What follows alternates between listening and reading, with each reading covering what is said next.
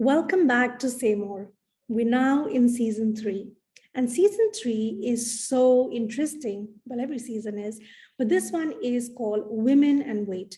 And why women and weight specifically? Because the tools, the approach, the emotions, and everything else that goes into weight management, weight reduction, weight optimizing for some ladies is not the same as it could be for anyone else.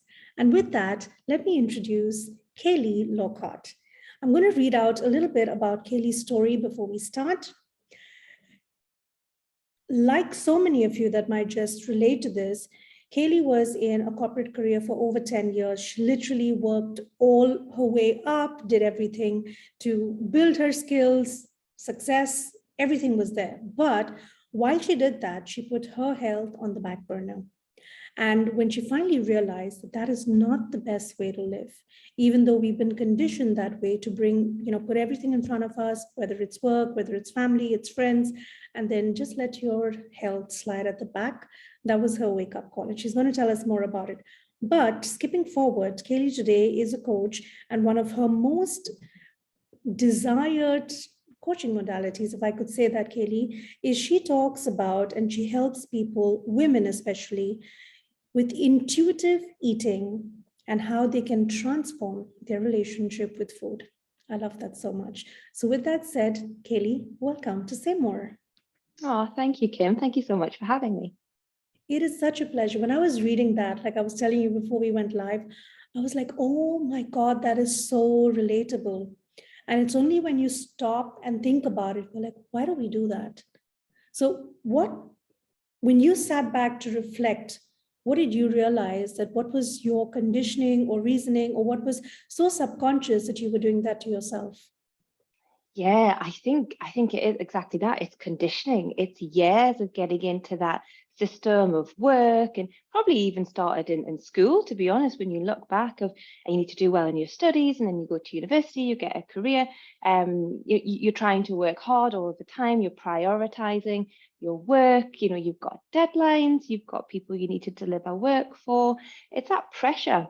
And I think, I think you're through that process, your health and well-being does just get neglected because you're trying to give your all. I think as well for women in particular work settings when it's quite male dominated as well. I think in the back of your mind, you're really trying to show up and show that you can be just as good, if not better. That's maybe in the subconscious, but I definitely believe there was an element of that at play as well. But I think just as women, we are primarily caregivers to everyone around about us, our families, if you have children, friends, as you mentioned, and that really does spill over into our careers as well, where we give everything and we often forget to give some to ourselves. True. So when you spoke about that, when you were doing this and you were on that hamster wheel, so to say, what were the signs that your body was throwing onto you?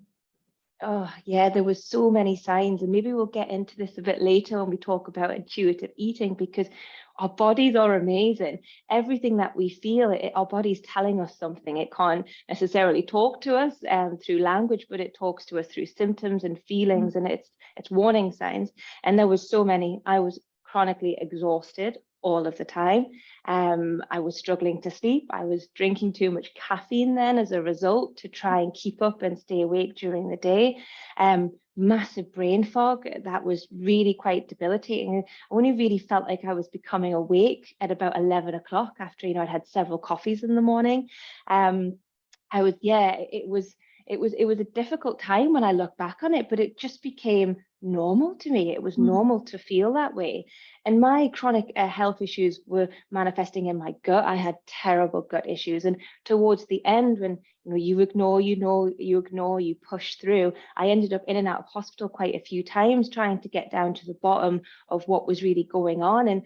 And lots and lots of tests, which were all coming back saying, you're okay, there's nothing really wrong that they can see. And that's what led me down the holistic path, and really led me to unravel that it's actually my lifestyle which is having this huge effect on me. Wow. you're saying all of this, and it's like it's giving me a peek into the life I used to live. In my case, it was the innumerable cups of karak chai with rainbow milk, which is horrible if you think of Yeah. it, because it's not just dairy, but it's condensed dairy. And literally, Kayleigh, every month after the month would end, I would have a sick leave to recover from the month. Yeah. Horrible migraines. When I actually quit my job, that was because I was getting admitted into the hospital for migraines. So, Mhm. and why am I even sharing this is because for our listeners, we don't realize we're doing that as a habit of being nurturers, as a habit of being women, as a habit of having that feminine energy, right? Unless you look around, you're like, everybody's doing this, then there's something wrong. Yeah, I couldn't agree more. And as you said before, I just got into that cycle of doing that. I mean, I didn't have any kind of real morning routine. It was get out of bed eventually after snoozing my alarm for many times, get the suit on, rush to work, being at very high stress before I'd even got to the office, grabbing coffee and a croissant from Nero on the way to my office, eating it very, very quickly. And then, you're in the day. And that whole cycle was just really, really disruptive to my health. And that was just, before 9 o'clock. The rest of it that came after that was pretty much the same pattern, to be honest. Mm. So let me ask you a funny question here. Might sound silly, but I think that will make people realize what was the duration of the breaks you took to have lunch, have a cup of coffee, tea, or anything? Yeah, very rare, to be honest. Breaks would be probably walking to either get a coffee from downstairs. We were in quite a tall building, so we had a cafe on site. That would be the break, to walk down, get the coffee, go back to my desk. My lunch, I would always eat it at my desk. The very rare occasion when I would maybe go outside to grab lunch would be if it was a special occasion, as in someone's birthday in the team, or another colleague had asked me to go, and I'd said no so many times that I thought, oh, I better go this time. But it was very, very rare that I actually got out of the office during the day. And breaks were like non-existent, really. And it's that energy of, when you're consuming your fuel, your food, he was always doing it in a highly stressed environment, responding to emails, getting Teams calls, getting frustrated, and then, getting that food into me. It just was not the right environment. And the end result was, severe gut issues and lots of other health issues as well.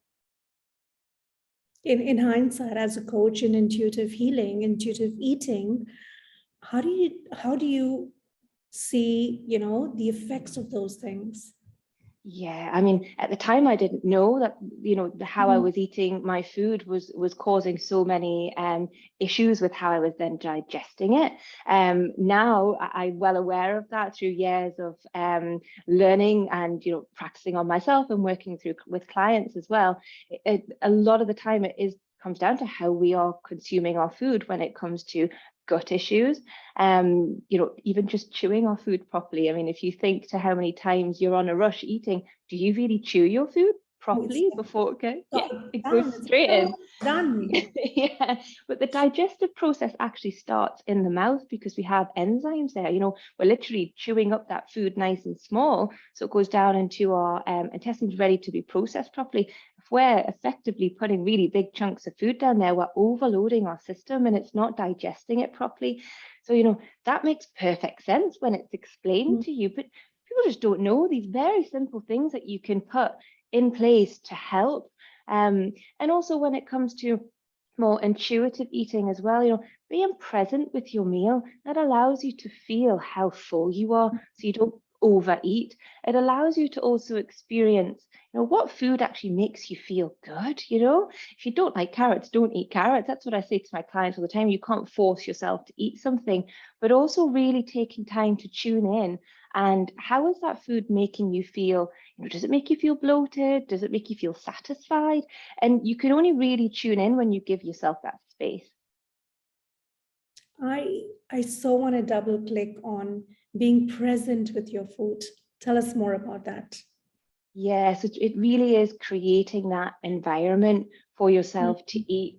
And we're all guilty. I also still do it every now and again, but consuming when you're on a laptop, doing emails, got your phone there, watching Netflix, you know, that kind of environment, it isn't good for being present with your meal, for the reason that I mentioned, to really, you know, tune into how that food is making you feel, to also practice gratitude as well, for what the meal that you're eating. It's so important. And yeah, tuning into those hunger cues as well. Have I eaten enough now? Do I need to eat any more? You can only really practice that properly when you're present with your food. So now it's a new thing, and I really am quite strict with my partner. As I said, there is the odd occasion that we don't, but we really do make the effort to sit together at our dining table. We have breakfast together and we have our evening meal together, and that has really, really helped us, and it's something I really, really encourage our clients to do as well. Oh, I love that. I love that. The entire idea of sitting at the dining table. I'm pretty crazy about that rule in my home as well. It's like, let's just eat together. Let's just eat. It's not about who's hungry at 12 and then who's hungry at 1. But even when we do that, and correct me here, Kayleigh, that because you're having conversation, because there's connection, because there's this exchange of interaction, you don't compensate it through a second serving. Absolutely. Health is so much more than what we eat. And, you know, going to the gym and working really, really hard and lifting weights and running, whatever it might be, that they're vital parts of health, but actually it's that social connection as well. That's so important to us. So enjoying your food is key.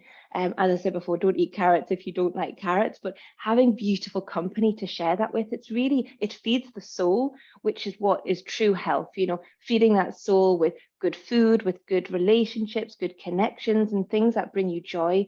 So yeah, having those conversations with the people that you love at dinner time, it's just such a beautiful thing, and it's genuinely very, very profound on our health. I love that you said it feeds the soul. The connections feed the soul, and I think that's everything. You know, when you're having fun with friends, when you're having fun with family, when you're with someone that you really enjoy their company, we don't even know when time passes.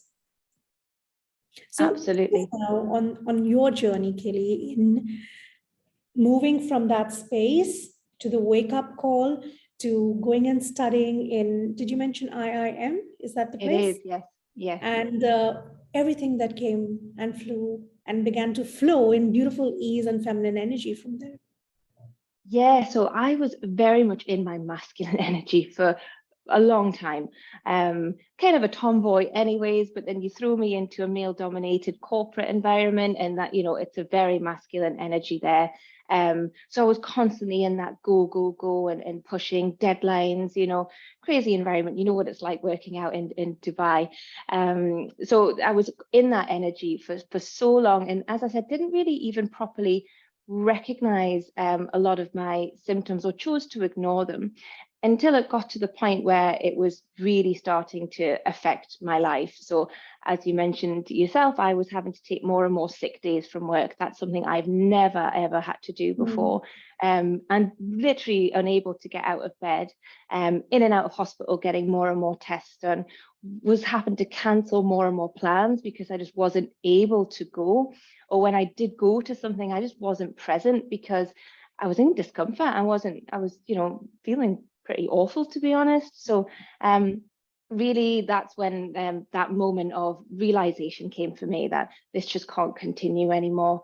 I wasn't happy in my career anymore. I knew it wasn't really my purpose, but didn't really know what else to do. So I was kind of stuck in that route, because it was, you know, a good job on paper. It was, you know, good money. So that kind of held me back as a bit of a trap. But when my health got to that point, I remember going into the hospital for another test result, and the doctor said, "You're all fine." And I just remember lying there in the bed going, I can't be fine. I can't feel like this and this be normal. It just it's not. So I remember driving back, I was in the taxi ride back to my apartment, and I got on Google on my phone straight away, and that was the trigger point for me. I started researching holistic ways to heal my gut. I hadn't even really knew what that was, to be honest, but you get into a little rabbit hole with Google, and it started returning lots of stuff. And that's when I found the school IIN, so it's the Institute of Integrative Nutrition, based out in New York. And I found it.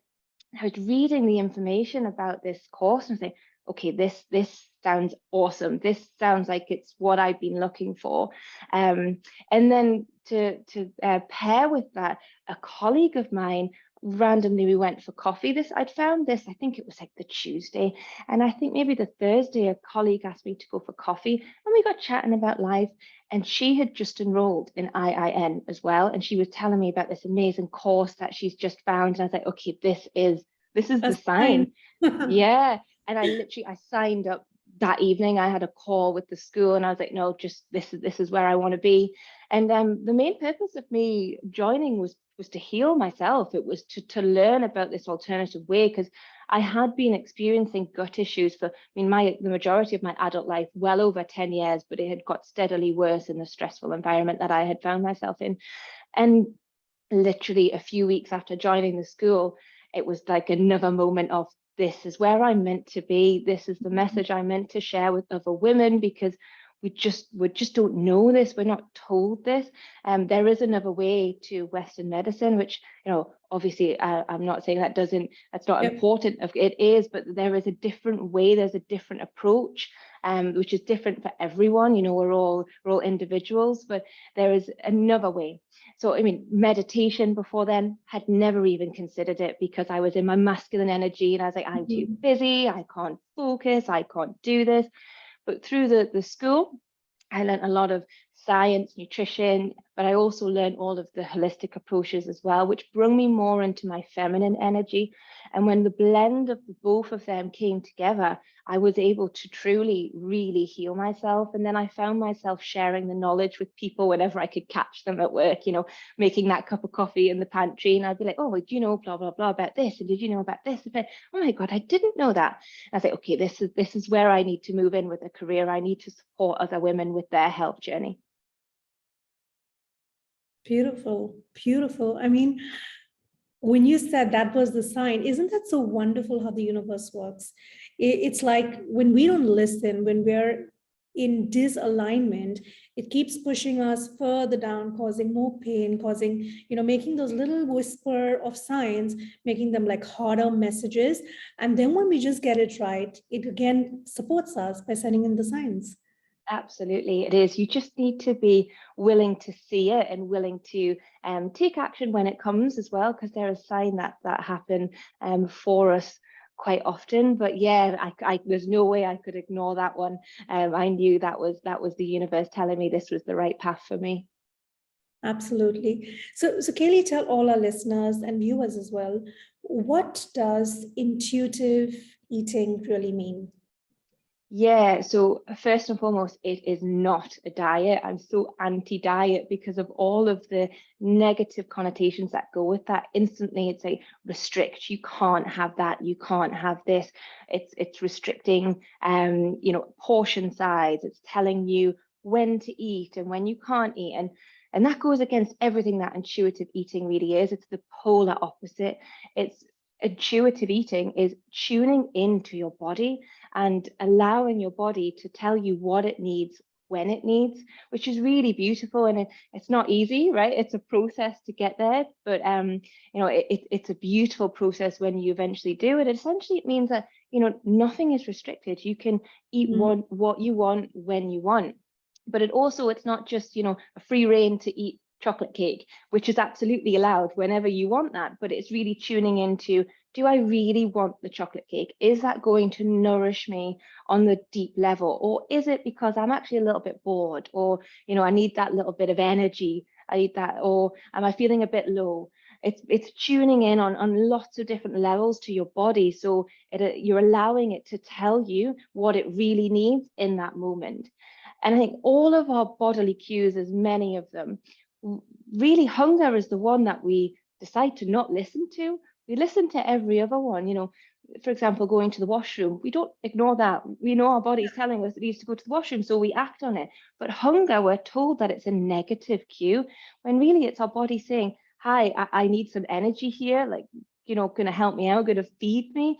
But yeah, we just ignore and ignore. And what happens when you ignore that for a long period of time, you then go on and you then overeat, and you maybe eat the foods which aren't going to fuel you on the right level. And I think one of a really good example, which I heard from another coach actually, was, you know, if you're swimming in a pool and you go into the water and you hold your breath for a really long time, and then eventually you come to the surface, you take lots of breaths, Yes, and you yeah. don't then beat yourself up for breathing because you need that.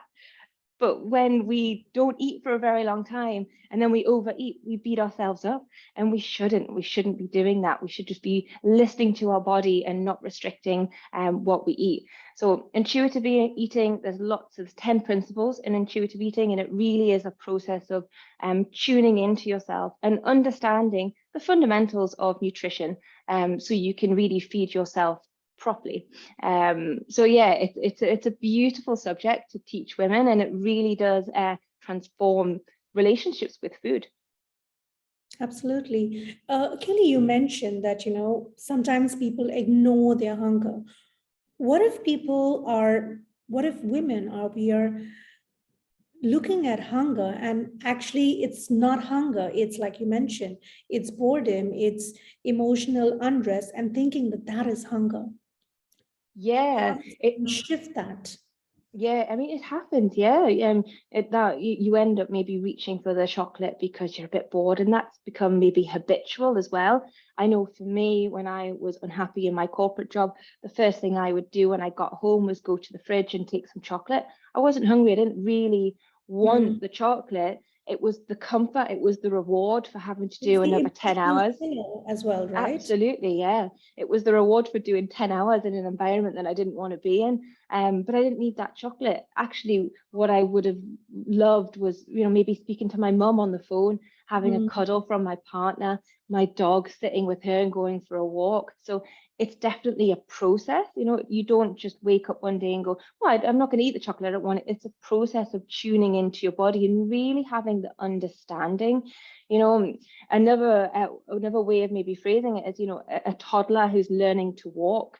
You don't, as a mother, you wouldn't shout at them every time that they stumble. You encourage them. You help them get back up, and you encourage them to keep going. And really, when it comes to intuitive eating, we have to take that approach as well. We have to be kinder to ourselves. So a big part of that is self-love, and really being understanding with ourselves, where beautifully imperfect, and it's a learning process throughout that as well. I love everything about this because it so aligns with not living on a deadline, which is such masculine corporate energy anyway, but it's aligned to, it's about life, it's about all the different elements of life, it's about connections, it's about finding your fillers and replacing them with actual interaction or whatever is the next best thing. So that's wonderful. Kayleigh, for people to have a little glimpse of, if they had to want to start intuitive eating right now, change that relationship. You may have seen this with a lot of your clients that when we don't connect with ourselves yet, we might think our body is saying, oh no, you need the cake, you need, Mhm. the pizza or the pasta, but that's not the actual, that's not your actual voice. That is just the conditioned habit of saying, I feel happy when I reach for pizza or pasta. So, how does one first begin to recognize which voice is talking back to them? Yeah, it's an interesting one, and it's different for everyone really, but it's really starting to tune in. So one of the modalities that I really speak to my clients when that moment happens is just really taking a moment. So, everyone has cravings, but it's really delving in and learning, why are those cravings there, right? So, you want a bag of crisps, stop and take a few minutes and really start to believe, or do I want the crisps? And it's asking yourself questions and allowing that dialogue to happen. Do I want the crisps, or would maybe going for a walk, or am I just a bit bored? And have that dialogue back with yourself. And when you get to the end of those questions, then allow yourself to have the crisps with zero guilt. One of the other questions is, how will I feel after I've had that bag of crisps? Will it make me feel good, or will I feel guilty? These are the questions that I also applied to myself. I was a huge coffee addict. And when you're a coffee addict, when you've got gut problems, that's not a good thing. That was really self-sabotaging myself. And I knew it made me feel awful, but I was almost chasing that high of having the caffeine, and I needed that energy spike, which ultimately it was in a circle going round and round. I was never going to get out of it until I stopped drinking the caffeine. And that's really what I applied. How is this coffee going to make me feel 10 minutes after I drank it? I'm going to be bloated. I'm going to feel even less energy when I crash. Do I want to feel that way? No, I don't. I'm going to have a green tea instead. So if it comes to the bag of crisps, you go, okay, I am still hungry, but maybe I can have an apple and some peanut butter instead. And then once you've had that, apple and peanut butter is great for stopping a blood sugar spike, a glucose spike, because it helps to level it out. And then after that, if you still do want the crisps, then allow yourself to have the crisps. But there is some things that you can do through asking questions to really get down to the root cause. Amazing. That's amazing. I think just if somebody got up and asked the questions, that's a good pause. Because then you get the option to say that, oh, actually, I'm not really hungry. I am just all in my head, and the body is calling for that emotional attention. Kayleigh, I would often do this, that every time I was taking a break after a recording or a private client, you don't want to eat a meal, but you just want to bite on something because you want your mind to settle. And I was like, that's a problem, because I would go for the bag of crisp. And because I have a long living room now, I take the cycle and I start riding in the living room, which is really fun. But then that had completely taken that energy from, I'm taking a break and I'm going to sit in front of the TV just to distract and decompress before the next session with a bag of chips, to saying that, okay, I'm doing all of that, but now with a cycle, which is crazy fun and problem solved. Yeah, movement is just great for the body and the mind. When that slight bit of boredom and maybe a bit of habit, because you do that in between speaking to clients or the project that you were doing, the task you were doing, would be reaching to something. But if you can break it by doing something else, something which is going to nourish you on a different level, that's super, super amazing. And I think one thing I'd like to say, there is a difference between emotional eating and eating for emotion. So emotional eating is that, you're feeling a little bit low, and you've went through a breakup, for example, and we've all seen in the movies and stuff, and we've probably all done it ourselves, eating ice cream. Exactly, yeah. That's emotional eating. It's because you don't feel good. But then there is eating for emotion, and that's absolutely fine. You go home and your mum has made your favorite cookies, and you want to eat them. You're not hungry, but you want to eat them because it just feels really good. They're your mum's cookies, and she used to make them when you were a kid. That's absolutely fine. That's because it's coming out of a good place. It's going to make you feel good. But the emotional eating is eating when you're not feeling good, and it's fueling that, and it's going to make you feel guilty and shame. So there is a difference. So, if you want to eat cake because you're out with your friends and you're having a great time, you're not particularly hungry, but it's going to make you feel good, that's okay. I love that so much. Emotional eating and eating for emotion. Kayleigh, the entire sense I get from our conversation is, it's such a soft approach. It's such an open approach. It's such a welcoming hug. There's so much of warmth in this approach, because every other time when a woman looks at her weight, it starts with shame, then it trickles down to guilt, then it moves into restriction and orderly and all of that. And if you go back to the emotional chart of vibration, that's right at the bottom. So there is no surprise that women go there and then they beat themselves up, like, the harsh talk, the anger, the shame, the guilt, that's all low emotion. That becomes a motivating factor. And obviously we just go back into that stage. And when I hear you speaking, there's There's warmth, there's love, there's acceptance, there's allowance. And I think that is all such a high frequency to function from. Yeah, I think that's beautifully put. I mean, when you look at the diet industry, it's like a $60 billion industry every year. And it's all surrounded in negativity. It's designed to make us feel negative about ourselves and to attain something which is frankly unattainable, because we're all different. We're not all going to look like that.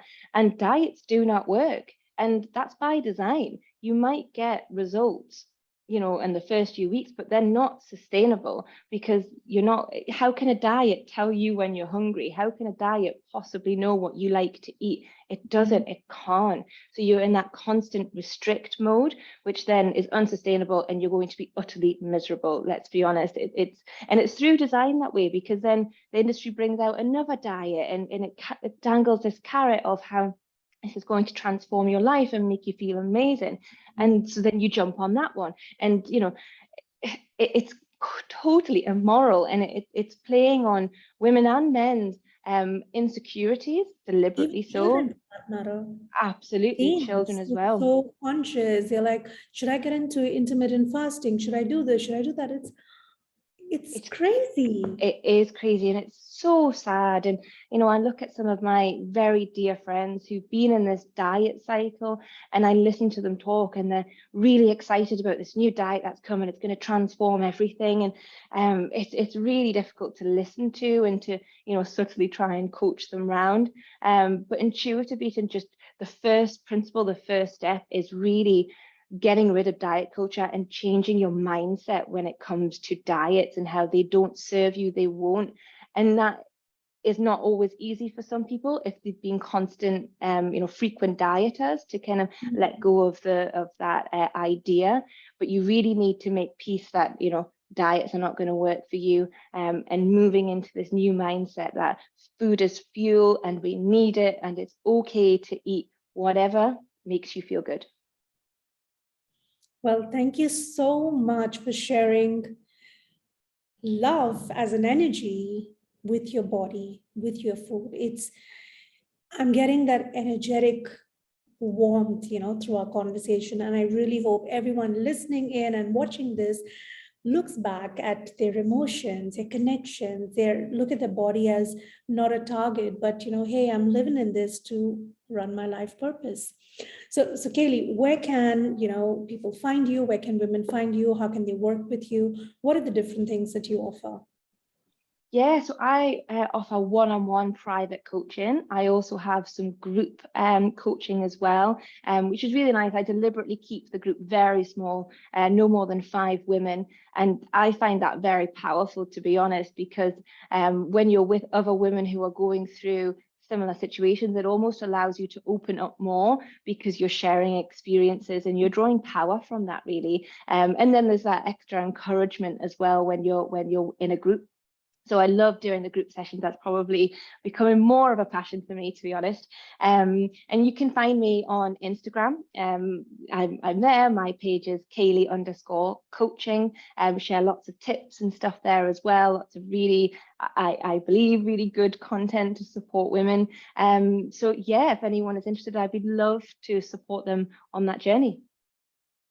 Amazing. All the information is going to be on the show notes and the YouTube notes as well. So reach out to Kayleigh. If you're in Dubai, you can probably meet up with the entire group, or you can connect with her online from any part of the world. Come on, we've moved digital now, and at least get that first connection on what are the different principles that she shares with so many women for her own life that you can apply today. Kayleigh, thank you so much for joining Saymore. Before you go, one last question. The podcast is called Saymore. So what, according to you, should people be saying more about?